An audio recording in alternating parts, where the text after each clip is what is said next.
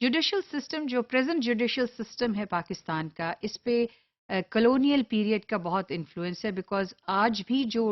بے شمار قوانین ایسے ہیں جو کلونیل پیریڈ سے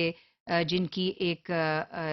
لیگیسی ہے، اسی طرح سے انفلوئنس مغل پیریڈ کا بھی ہے یہاں پر یہاں پہ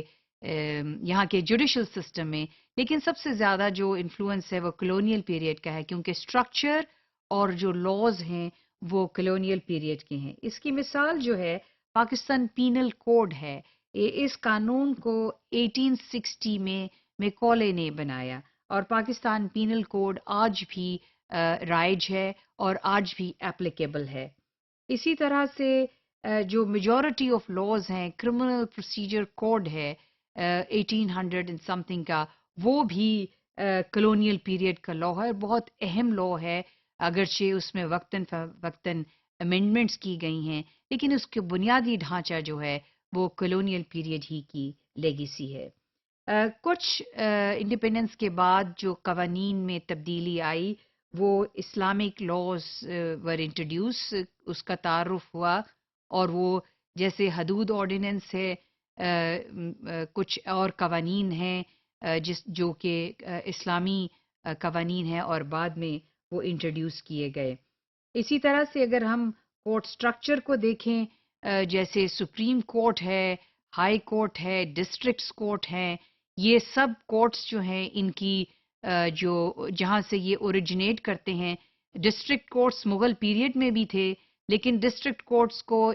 تبدیل اتنا نہیں کیا گیا، لیکن چونکہ جیسے جیسے ڈسٹرکٹس کی تعداد بڑھی اسی طرح سے آف کورس ڈسٹرکٹ کورٹس بھی جو ہیں وہ ان کی تعداد بڑھی، سو ڈسٹرکٹ کورٹس ہیں اور سٹرکچر بنیادی وہی ہے اور قوانین بھی وہی ہیں، سو اس میں کوئی خاص تبدیلی جو ہے اس طرح کی تبدیلی نہیں آئی، اگرچہ بہت سے ریفارمز کرنے کی کوشش کی گئی۔ جو ایک پرابلم ہے، جو اس سسٹم کا پرابلم ہے، وہ یہ ہے کہ پینڈنسی آف کیسز ہے، بہت عرصہ لگ جاتا ہے لوگوں کو انصاف ملنے میں۔